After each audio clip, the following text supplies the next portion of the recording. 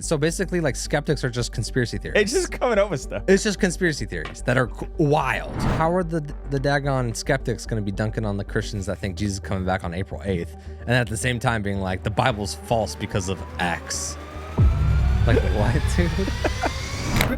Ruslan. Unexplainable Bible moments, Bible coincidences, the things that the skeptics, they just can't argue against the reality of this. And I love highlighting new Christian creators, new YouTube channels that I've been watching and I think make great videos.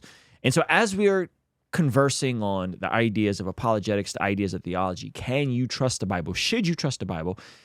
There are a lot of different opposing opinions, but when you see these coincidences, in my opinion, it just reminds us that the Bible can be trusted. So, buddy, I thought it would be a good idea to make one last video about these interesting connections we've been discussing called undesigned coincidences. That way I can just neatly tie things up and highlight why these coincidences are so valuable when it comes to making the case for Christianity, while also addressing some common objections. So what again are undesigned coincidences? Well, an undesigned coincidence is an incidental interlocking that points to truth. It comes from two accounts or statements from sources that interlock in apparently casual ways. Let me give you an example. Mark briefly mentions in passing that the sons of Zebedee were nicknamed Sons of Thunder by Jesus, but he doesn't at all explain why. Then, in another account in Luke, we see James and John, the son of Zebedee, showing a fiery temperament by suggesting calling down fire from heaven on the Samaritans when they wouldn't let Jesus pass through to get to Jerusalem. that is, first of all, hilarious that Jesus names them the Sons of Thunder. That's funny. That they're like, yo, we want to send down fire. You want to send down fire from heaven, Jesus? He's like, nah. The Sons of Thunder. Boom. Nah. And then he goes on to call them the Sons of Thunder. Yeah. Which is very funny. But to Testify's point, it's not explained why they're called Sons of Thunder in Mark. It just calls them Sons of Thunder. But in Luke, we see that they want to call down thunder from heaven. And that is why, fire from heaven, that is why they're called Sons of Thunder. So these little coincidences are really, really interesting. Doesn't mention the nickname, and Mark doesn't narrate the incidents with the guys going full-on Elijah mode. Yet when you put these details together, they fit really well, like two pieces of a puzzle.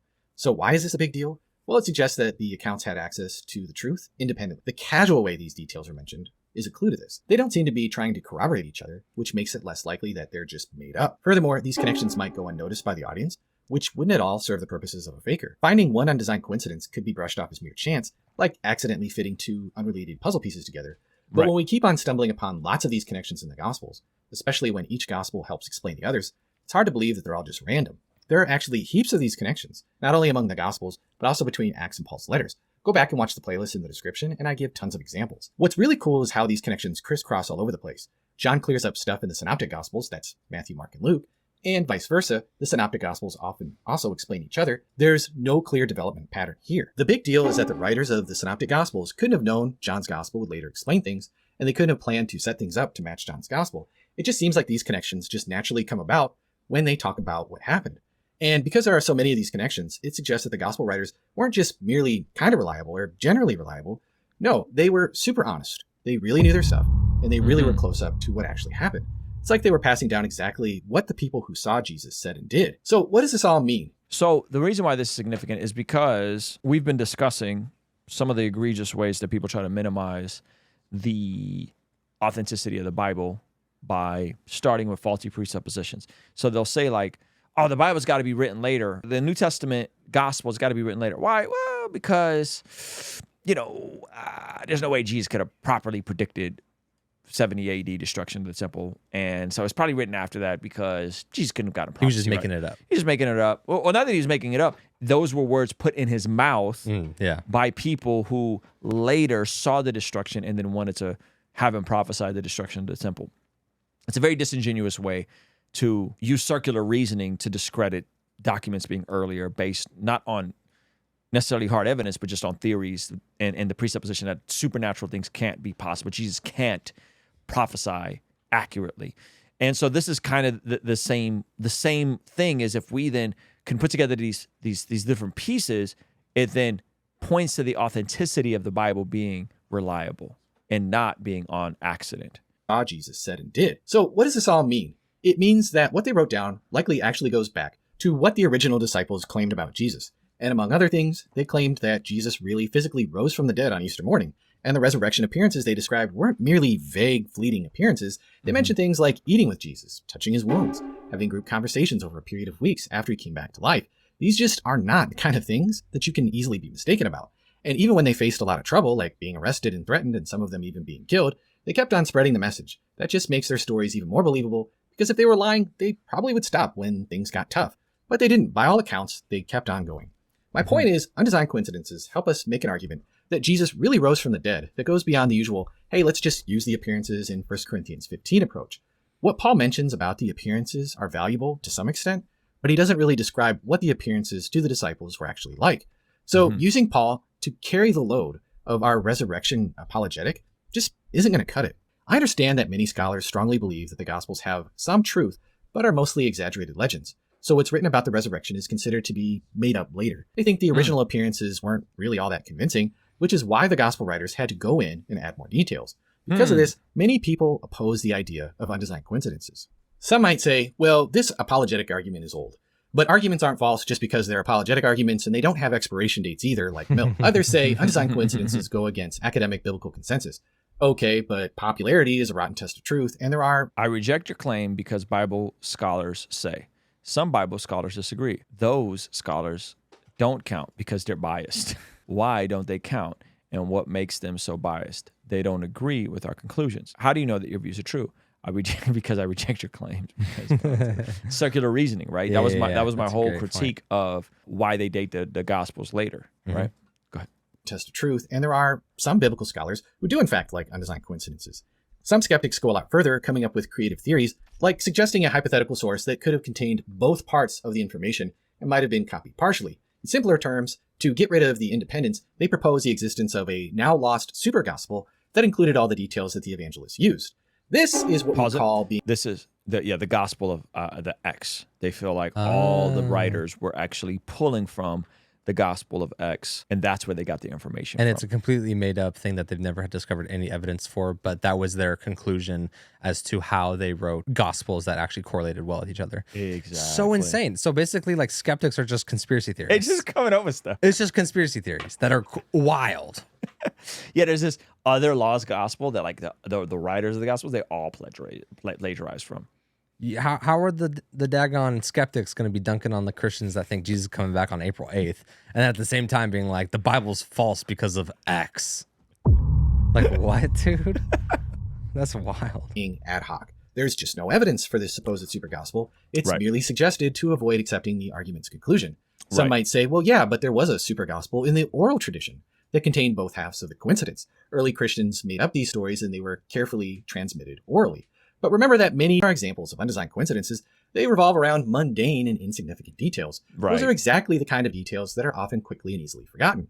So the idea that there was this oral tradition where Jesus' disciple Joanna was Huza's wife, and that Huza worked in Herod's household as a manager, and Herod just happened to ask his servants where Jesus got his powers, aren't the kinds of details that people are really going to be carefully remembering, reciting, and passing along in their stories. Luke just happened to write the Huza bit, but with no reference to Herod's question to his servants, and Matthew writes the bit about the question, but leaves out the part about Huza through this long chain of oral tradition.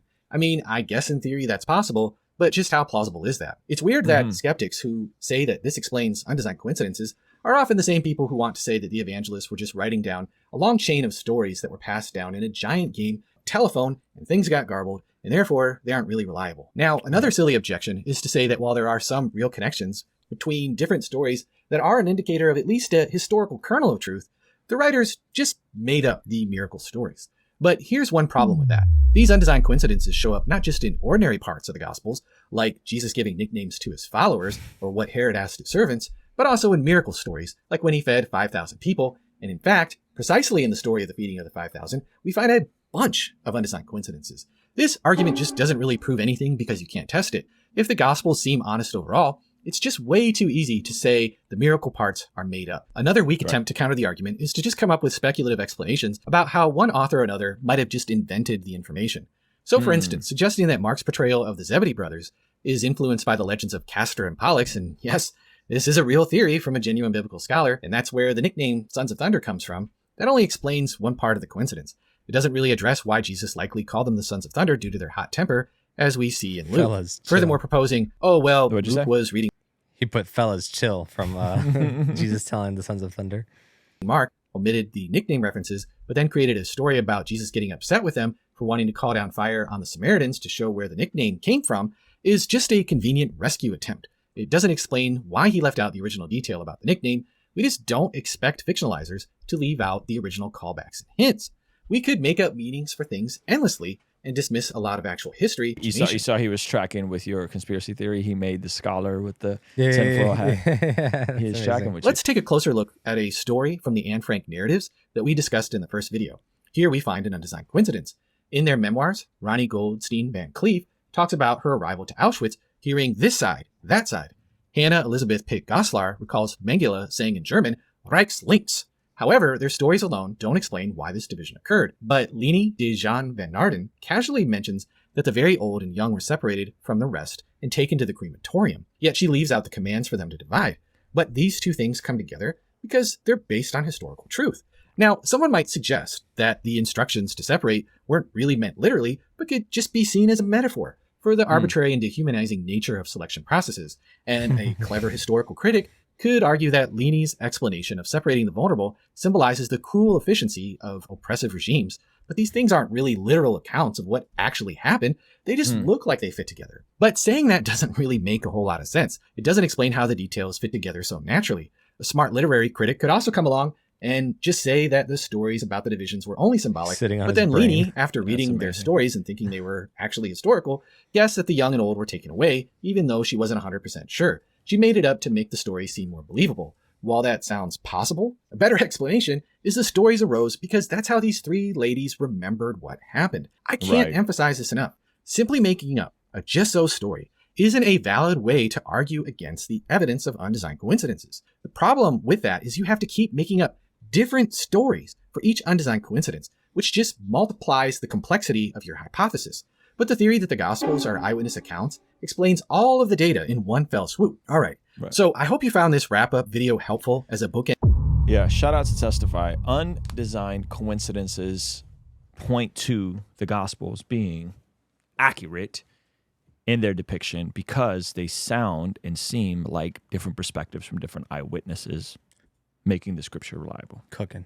Yeah, that's good. According to the Bible, that prayer is extremely important in terms of us being transformed from the inside out when we get aligned with God's will. For the Christians watching this channel, I want you guys to implement these spiritual disciplines in your day-to-day life. And the only way I've been able to do this consistently is through writing down my prayers in a prayer journal that does a few things. One, it allows me to reflect and come to God humbly and ask Him to move on my behalf. And two, it allows me to document my prayers, which ultimately help me remember the very things that I was praying for and see the hand of God tangibly in my life when He answers them. So I would urge you, consider writing down your prayers.